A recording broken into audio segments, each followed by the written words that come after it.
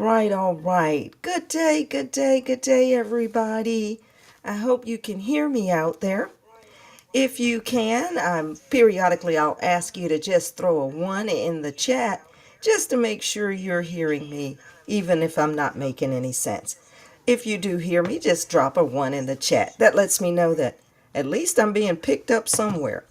Guys, good day, good day. Listen, it's a little middle of the day here where I am for Sunday morning, and it is, I believe, the 16th of November. So, listen, it's been an up and down couple of weeks. I've been here and there, and I thought, okay, I'll take a break from time to time, but I'm starting to get myself back on track. So, if you're sitting down, even though it's afternoon, go ahead and get your coffee ready and enjoy a cup of coffee while we do a short and quick chat. So thank you guys for being in here. This welcome is for this Sussex friendly environment. And by that I mean I like Prince Harry. I like Meghan. I like the little children, Lilybeth and Archie. And I like what they do, and I love the flair for which they do it. So I talk about all kinds of fun things in and around them. And then I put my 2 cents in, perhaps a spin here or there on maybe some other topic that might be current. But I want all of you guys to jump in here and enjoy. I won't keep you long, but welcome to another Sussex friendly space here at All for Success, but with an X. That means a little added something something. Those of you, if you're born in the 60s, most of you kind of understand where I'm going with the X part. But anyway, let's have some fun. Now, I threw together a bunch of slides, and let's see if I got them right. I have so much drama, folks, with all of my technical nightmare operations. All right, so once again, checking in just to make sure you can hear me. If you can hear me, throw down a thumbs up or a like button or a one in the chat here or there so that I know you're out there. All right, so also, being that I come from the perspective of a parent with adult children, I like to speak about things as if I'm looking at it from Doria Ragland's perspective. That is Megan's mom. When I look at how things are unfolding or the things that they're having to deal with, I can't help but notice, as a parent of adult children, what some of these things look like, mean, and how it feels to that parent that has to step back a little bit and watch these things occur. So, with that in mind, at our age, we also need to get up and get out and exercise a little bit. Keep yourself fit. Now, listen, guys, I did do my walk this morning. So, I want to make sure I encourage everyone who is out and about. If you have not done any exercising or if you're going to do some, please let me know what type of exercises you are doing. Every now and then I try to check in and canvass everybody just to get ideas about types of exercise and things that some of us who are a little bit older can do. I hear people talking about all kinds of things. I do like to walk, so also comment on any type of exercises that you like or you're interested in. All right? Super, super. So just keep that in mind. And when you get to my ripe old age, you got to keep moving. If you don't move, all of a sudden you'll find that you can't. So we got to keep moving even through the pain. So get that exercise in. All right, folks. So what am I interested in, or what caught my attention this week or the past couple of weeks?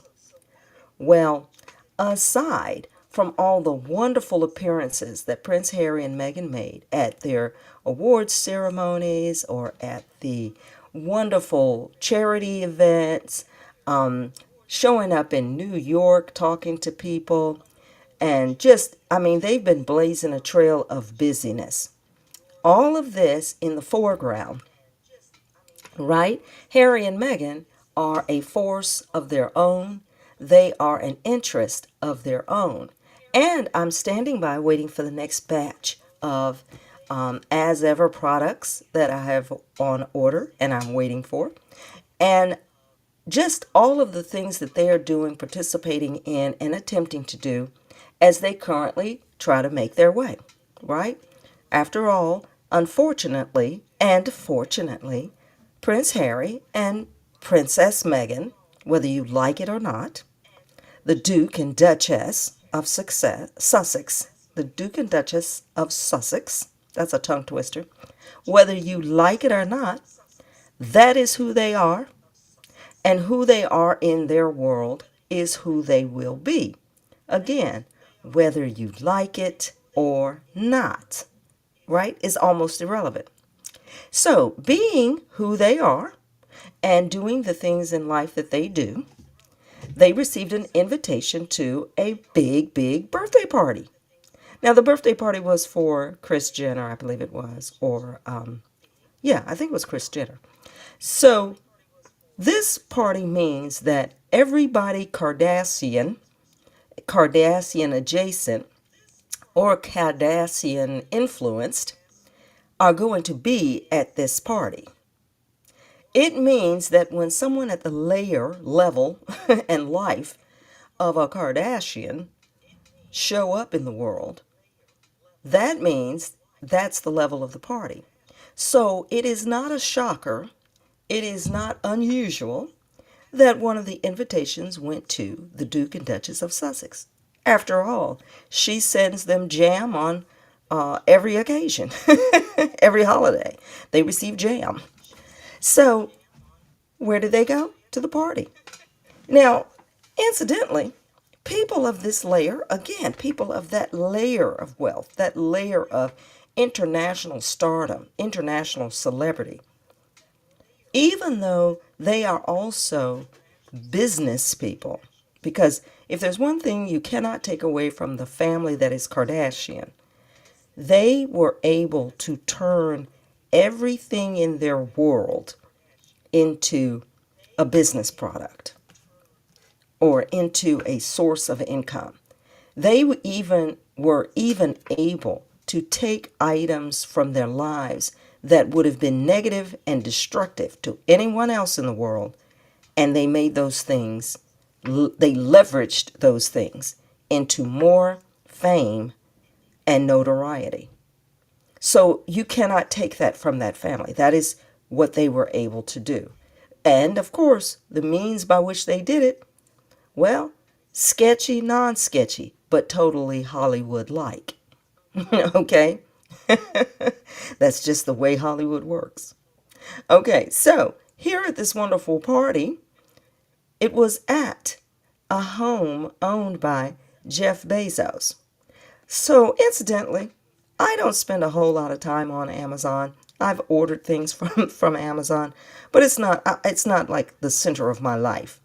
But again, these are people who are operating in a layer of wealth that I probably could not comprehend. However, this is where the party was. And so the Duke and Duchess made an appearance. I don't have a problem with that. I know that over the period of time that this party was scheduled, in our regular world of common folk, there were a lot of things going on that touched our lives, right? For us here in the United States, one of those big events was the government shutdown. And that began in October. What that meant was, for a while, a number of people were out of work and unpaid. Now, this is a rough this this is a rough occurrence for people who are not prepared for it, right?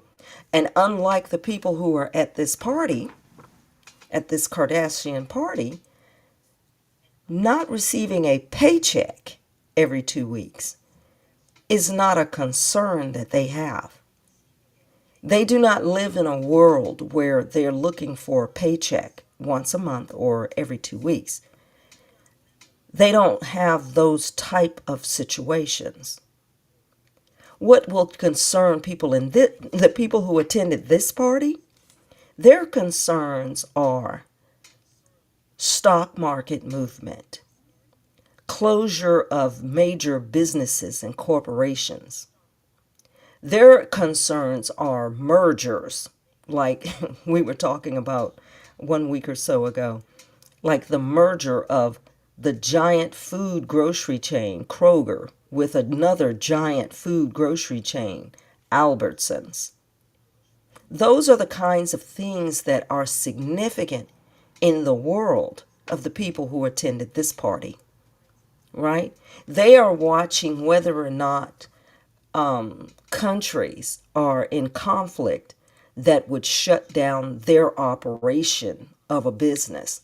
For example, the Kardashians have interests and operations, businesses that are based where in places like Thailand, Taiwan, the China, where they have products being delivered, perfumes and makeup being manufactured. So their concern, their level of concentration is at that level. And it is interesting that the party did take place during a time where down here in the realm of the common folk, there became a major, major concern among people who receive pay once a month or twice or every 2 weeks. And these are the types of things that create a lot of despairing animosity, right?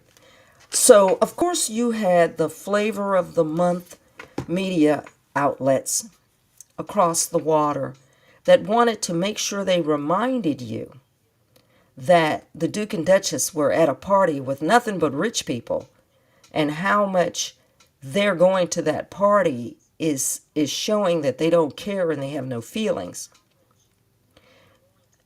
Yet those same media outlets struggled to find information about a party that was also happening in Florida at a location called Mar-a-Lago. And the theme of that party was Great Gatsby, right? So I don't know if you all are familiar with the book, The Great Gatsby, and what the subject matter is. But let's just say it is very interested in a prominent time period in American history and in a class of Americans that lived so far above the common man, the guys and gals who were looking for a paycheck once a month or every 2 weeks, where they instead were having lavish parties with women dancing in giant champagne glasses. Okay? So the whole scenario of the wealthy having a party or parties to be significant of an occasion. In this case, the Kardashians were celebrating a birthday. Believe it or not, Kris Jenner, I believe they said 70 years old. I mean, they're able to keep their body under a lot of work, so it's hard to... she looks very good, of course. Yet at the same time, there are other entities in our world that are having these same types of get-togethers.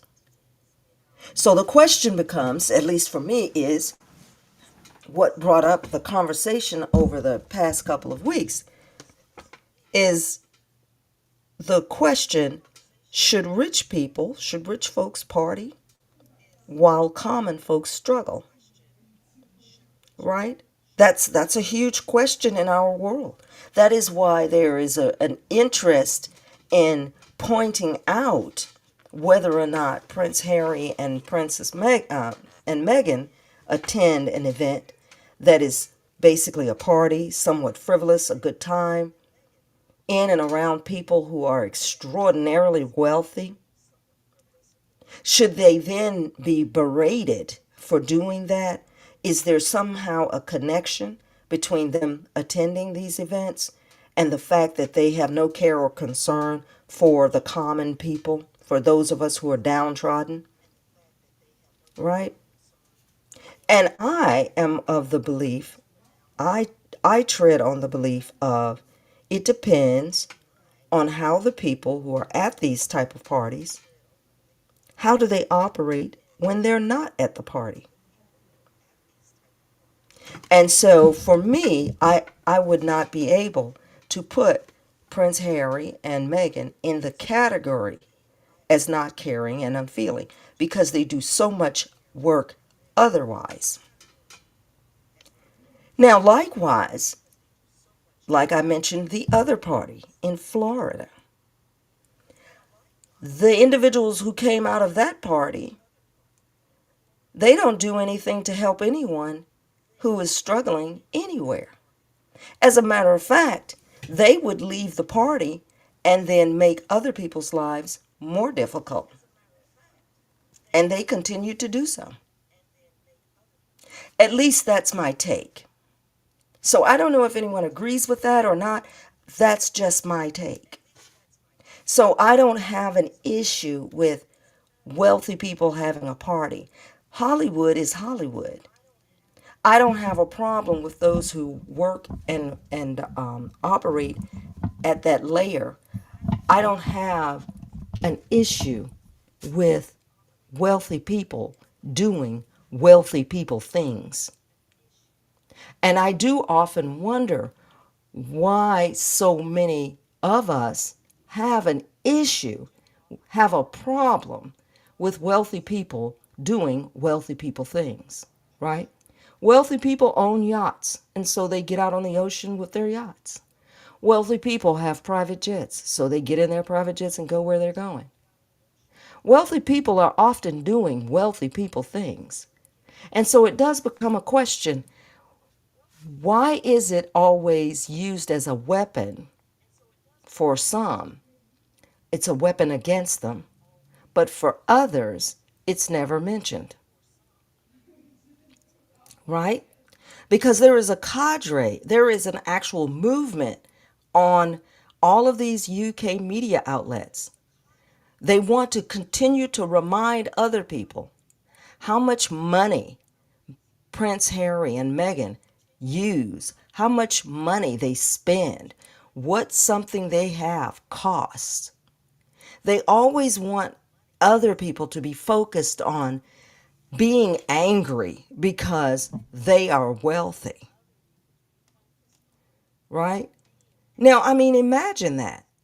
The media moguls who basically run the media on the planet and command billions of dollars, if not trillions, that they have the audacity to print in their papers or to have people speak on their television shows comparing what Prince Harry and Meghan are doing, the cost, what it is, whether they should or should not be doing what they're doing, questioning their every movement and linking it to how angry you should be over the money involved. And the very person who is putting that information out to you is wealthy beyond your comprehension. Right? It's like reading, I mean, I'm not kidding you. I am seriously not kidding you. There is that silly show where they're actually talking about, the name of it is, I believe, one of those Something Confidential. But here's the lead in the show. Is Prince Harry and Meghan going to that party, going to make sure or preempt them being able to return to the UK? Now look at the people who were asking that question. Wealthy people representing monarchists.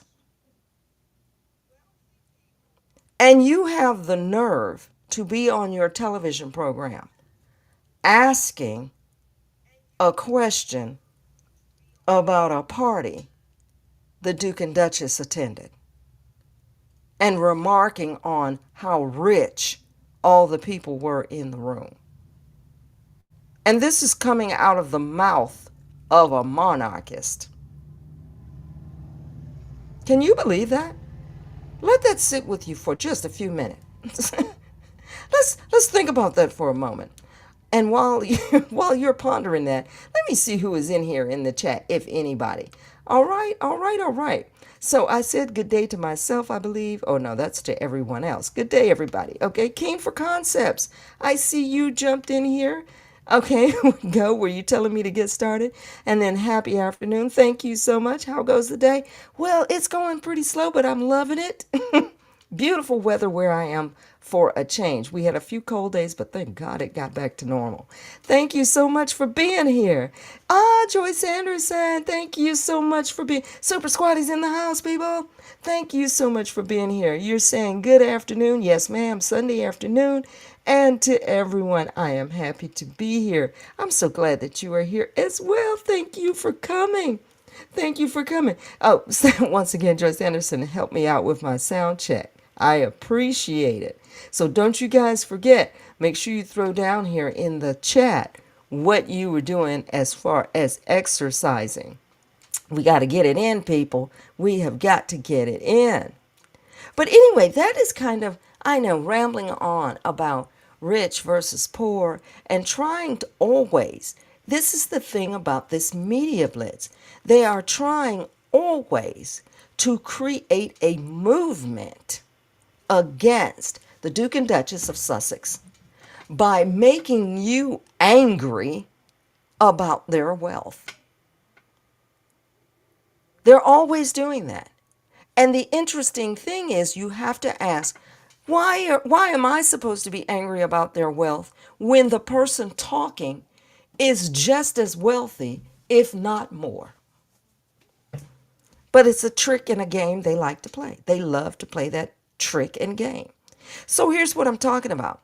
As much as they would attend a party like that and have a great time, here they are from Archwell also donating to the Masaka Kids. The Masaka Kids are, I believe, a dance group. If I'm not mistaken, they are headquartered in Uganda. And I'm certain that they're going to continue to do things in charitable way, especially on the continent of Africa, while we are still waiting for the situation about Sentabale to clarify itself. I mean, the Sentabale situation has gone completely under the radar.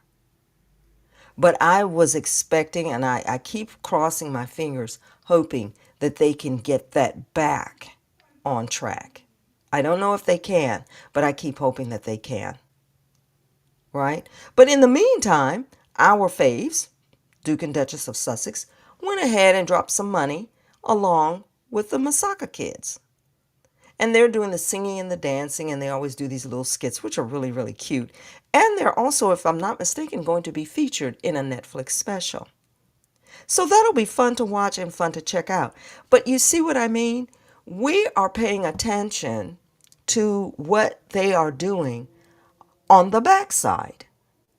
Sure, they might attend a wonderful party with all of these wealthy people, but likewise, they turn around and they're putting their money into things that help others. Just like they came out to help with the mudslides and the fires. So they, to me, are above reproach in that area.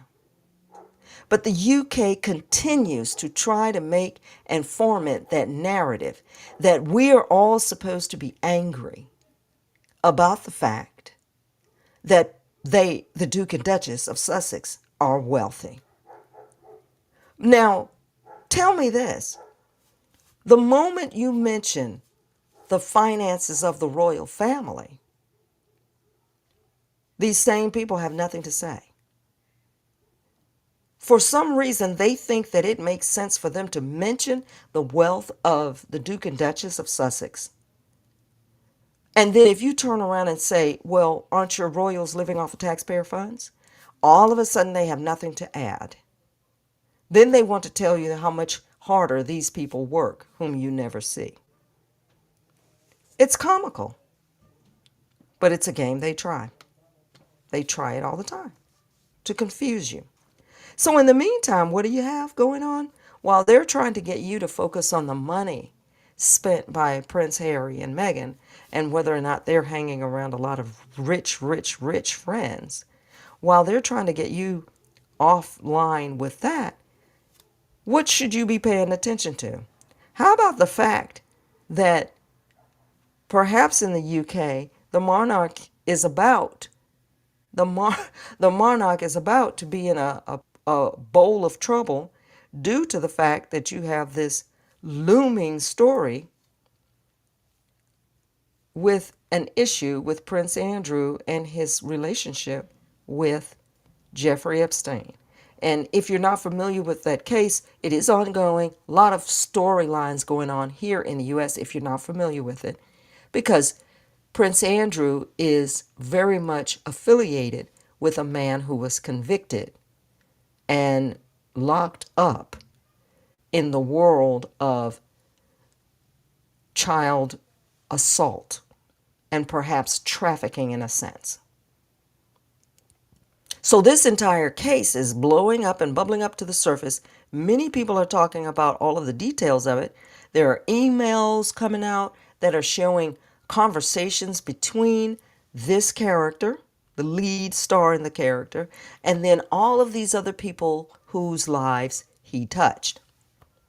This man is the center figure, and then the people who were around him were presidents, high-profile senators and congressmen, people internationally, and then, sadly of all, Prince Andrew of the UK. So they're dealing with that issue from the viewpoint of the monarchy. And I would tell them, if they ever ask me, I would say perhaps your media, perhaps the UK machine, the firm, I would recommend that you shut up forever talking about the Duke and Duchess of Sussex. My recommendation to them would be never mention them again in regards to whether they're doing something they shouldn't be doing, looking away they shouldn't be looking, talking about somebody's clothing, or talking about the job they're doing, talking about their businesses, talking about their charities. What they should do on the side of the monarchy, if you ever take anyone's advice, my advice to you would be to shut up talking about the Duke and Duchess of Sussex and pay only attention to the problems you have in the UK. Right? That is what I would do. I would say try to save your own monarchy and leave the Duke and Duchess over here minding their business and doing their thing and enjoying their lives. Leave them alone. Leave them out of it. But you know what? You cannot convince. You just can't ever convince the opposition to leave you alone. Even though it would be better for them, they can't help themselves. Right? They just can't. So this is the story that these people are dealing with. And I tell you, they need to pay attention to that. Pay attention to your problems. Meanwhile, what's happening? Harry and his Sussex family, well, they're global. They're doing their thing. They're having a great time. And they're constantly trying to make you think that this person right here is always sad, that he's depressed, that he wants to be somewhere else. They always want you to believe that this person right here wants to be instead embroiled in conflict and confusion with whatever entity is residing in the UK. Why? Because they wanted him to be a prisoner. They wanted to trap him in that world. And this person broke free. So they're telling you every day, every time you see a story or a news article, it's always listing how sad he is, how much he wants to return home. And we get an article every day. Same article printed over and over, same one. Reprinted, how much he wants to return to the UK. This man has never given a speech anywhere at any time saying, I'm excited to get back to the UK, ever. Right? The only thing that he is doing is trying to make, the only thing I think he is probably doing is trying to make sure that either his paperwork stays in order, that when he needs to travel there, he can. When he needs to do something there, he can. When he needs to visit someone there, he can. But anything other than that, these folks are really living in some sort of a talk about sociopathic, crazy world, that he is somehow so miserable and so sad that he can't wait to get back over there. I think even if he and his wife were having terrible time, if he was even over here fighting every day, I still think he would prefer to do that right here rather than to return to the UK. For what? For what would he be returning there for? For what? There's nothing to return to. It's crazy. It's total madness. But these people, okay, anyway. But our boy here, he's global. He does not need to be interfered with by these folks in any way. And even though he looks like he's always paying attention and he's very stern and he's keeping track of what's going on in his world, I don't see what they're talking about. This desire and sadness of getting back to the UK and who all he misses. Anyone who wants to see him can come and visit and enjoy their time here in the US visiting. So why would he need to do anything like that? He doesn't. Okay. So let me jump out here one more time. Okay, let's take a moment real quick. Let's see what we got in here. That's right. For anyone saying, chatting back to me. Oh, I'm so glad. Hello, squatties. Oh, here we go. From Mary Mann. Let's see if I said that right. Hello, squatties. The bigger story concerns William's unlawful snatching of the crown from the head of Charles. I see what you're saying. Listen, the thing is, they're trying to hint at all of the great things that the Prince William is known for. They're trying to kind of groom our minds into thinking, and not us, but I'd say the persons in the UK. They're trying to groom them into thinking that, he's just going to do this wonderful job. He's just going to be such a fantastic monarch. And she also says, here, squatties should also take that advice and stop amplifying the manufactured narratives of the derangers and the toxic British media agents and the PH family. Now, I will tell you, I totally agree with that. I say that all the time. It is definitely, she said, the derangers are a global buffoon. Absolutely. But that is absolutely correct. Listen, this narrative, like you said, of Prince William, like, oh, he's now ready to take the reins, and King Charles is just handing him all of this information and power. That is very unlikely, and I'm gonna point to a couple things to tell you why. It is unlikely that the king, for one, would bow out or abdicate if he enjoys what he is doing to the degree that I would believe that he does, in the same way that his mother, Queen Elizabeth, reigned. I just don't think they have that posture of, I'm going to reign for a short time and then hand the reins over. That's just not their method. Now, unless he is completely and totally different from Queen Elizabeth, if his mindset, or if he is absolutely that ill, where he feels, I simply cannot go on. But other than that, I do not see him stepping down, stepping away, backing off, or doing less, because that's just not the way of the monarch if they actually take the reign. It's just not the norm. They generally work until their death.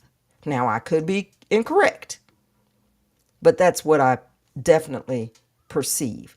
Now, the rest of this, like you say, this lingo about how ready he is to be king and all of the things he's taking on, I am certain, just like in any movie that we watch about the royal family, I am certain that he is indeed trying to maneuver, trying to build alliances, trying to undermine various initiatives of his father so that he can then look like the hero.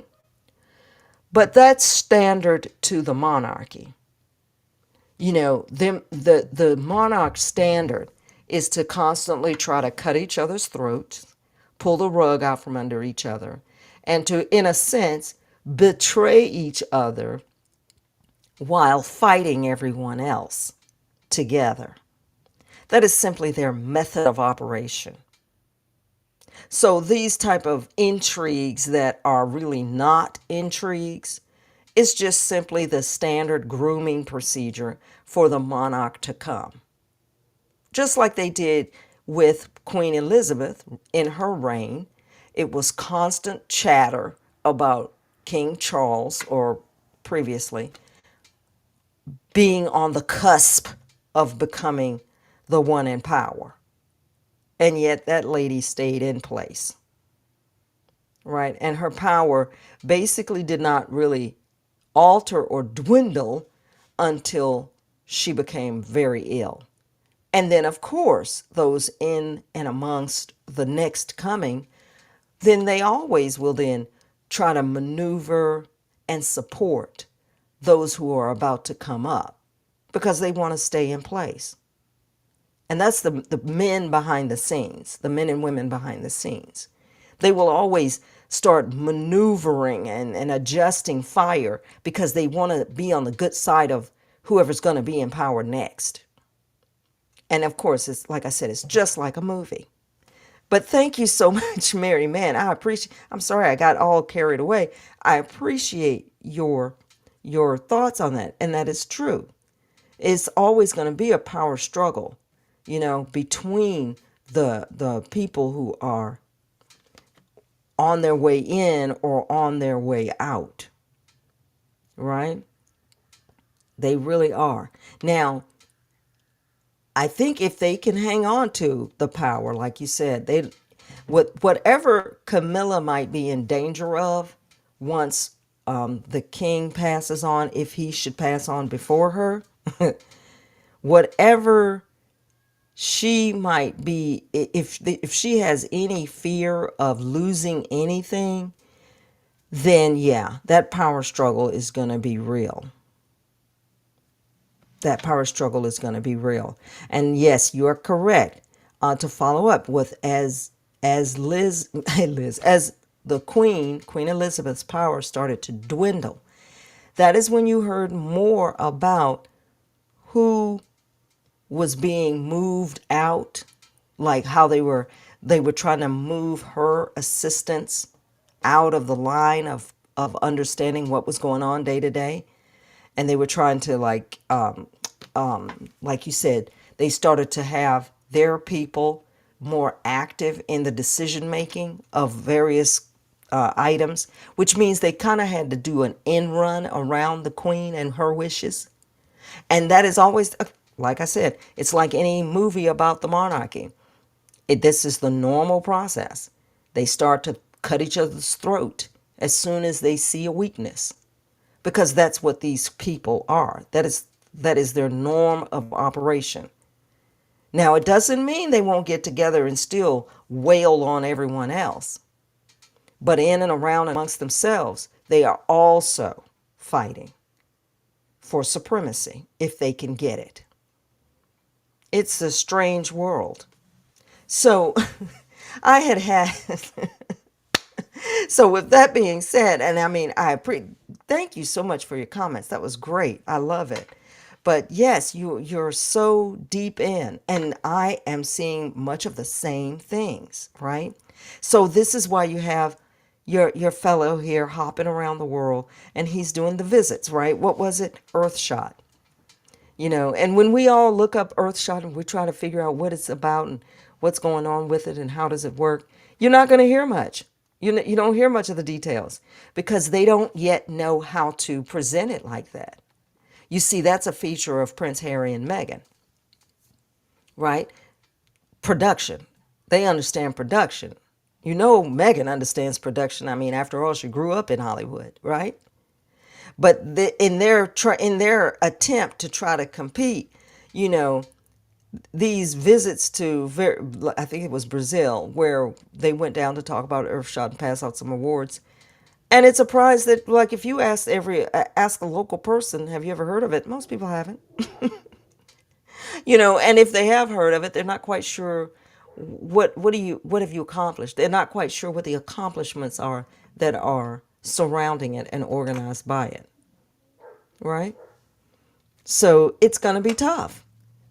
They're trying to create a narrative of this person is just as exciting and interesting as our wonderful Duke and Duchess of Sussex.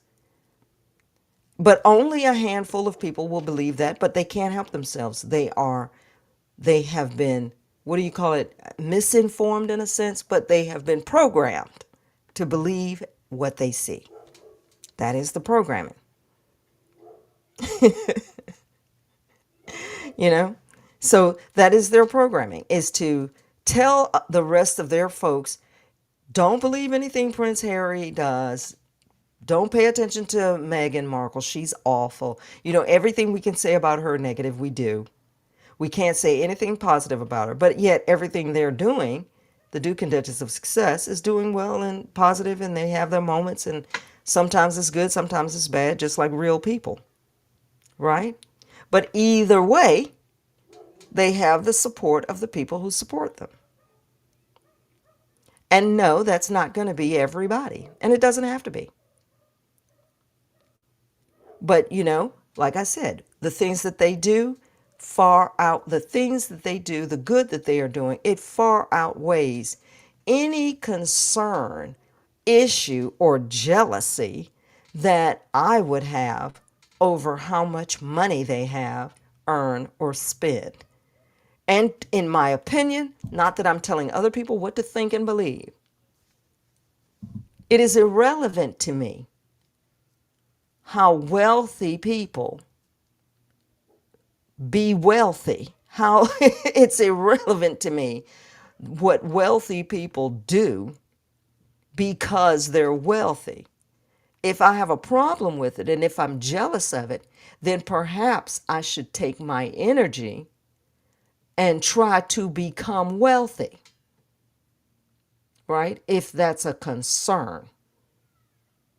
But for me to allow, especially a newscaster, and I'm speaking of specific people, but for me to allow a podcaster or a newscaster or someone on a talk show to convince me that I'm supposed to be angry at the fact that rich people in a room invited other rich people to a birthday party. And somehow that's supposed to make me angry. It's unbelievable that you would fall for that. But people do. Right? They can't help themselves. They're just pathetic. Once again, I'm slowly wrapping it up here. But yes, once again, Mary Man, you're correct. Sussex are spending their own money. Yes, the money that they earned. Right? Exactly. Exactly. And you're correct. And they didn't spend any money with the wealthy if I do not appreciate. Yeah. Exactly. And I've heard people mentioning things like this. For example, you don't have to shop on these platforms. You don't have to buy the stuff, right? If you're not a supporter of what they are about, don't put your money into that. If you really have an issue with the fact that this person has a business, don't purchase anything with that business, right? And of course, if you are instead a supporter of good causes, then go support those good causes. But to be upset in a way that doesn't make any sense over the fact that another person is successful, especially when you consider all the negative things that they went through to get to where they are now, and the people they have had to get help from and rely on to support them as they have tried to continue to maneuver in their own lives. It's not like they haven't had any type of obstacles, because they have. It's amazing that they've come through like they have. All right? So, guys, as I get ready to wrap it up, listen.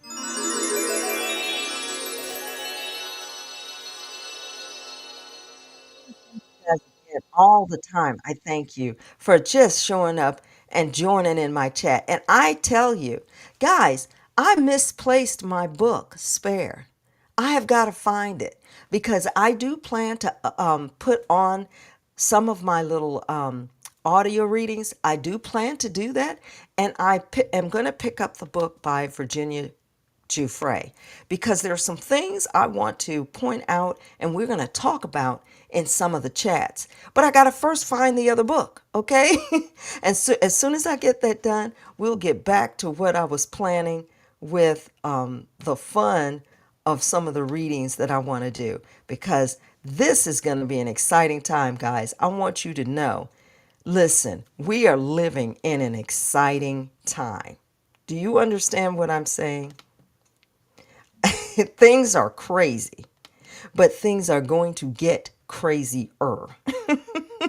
So listen, because it's Sunday, and you know I always throw out a Bible verse or two. No, this is not a recruitment to a cult, all right? But just so you know, I always like to throw out a Bible verse that is kind of speaks to what I might be thinking about at any particular time. So you know what? I am a Proverbs girl when it comes to Bible reading. I'm not sure if you all are familiar with that, but just bear with me here a moment. There's this book of the Bible, Proverbs, and Proverbs is like, I always call it like catchy phrases that make you think. But if you pay attention sometimes to what a proverb or a statement in Proverbs is saying, it really makes you kind of think about how you approach your own life. Or perhaps it gives you a hint about how to avoid negative circumstances, right? Certain circumstances, how to keep yourself and navigate away from craziness, right? So let's look at this one. Proverbs 12 and 22. Because every time I read some of these articles from the UK press, UK media, I can't help but be reminded all the time of how casually they lie. Just like what we have in our own, in the United States, what we have in our own media structure. It's just, you're listening to someone sometimes in particular, whether it's social media or corporate media. People will say things and they're just lying. And it's no different than if I got here and I'm on the mic and we're chatting and I just constantly tell you just one lie after another. Like if I were to say, well, you know, guys, I'm 6'4". Well, that's a lie. I'm not 6'4". But you hear these casual lies on radio, television, and podcasts. You hear them just like it's unbelievable. But to people who do not double check, like a person who just listens, but they won't look it up themselves or they won't verify things themselves, they just believe the lies. With that being said, Proverbs is saying lying lips are an abomination to the Lord, but those who deal truthfully are his delight. At least I hope so, right? Because some people, that's all they do is lie. I have known people in my lifetime that if you ask them one of the most basic of questions, they would respond with a lie. And I was told that that was called a sociopath. I didn't even know what that was. But trust me, in my lifetime, I have met many. So, along with that, these are 6 things that the Lord absolutely hates, or at least this is Proverbs, right? Proverbs 6, chapter 6, 16 through 19. Have a read of Proverbs. It's a fun book to me.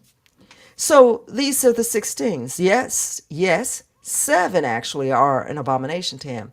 And that is a proud look. That's, people who look down on other people. Keep that in mind.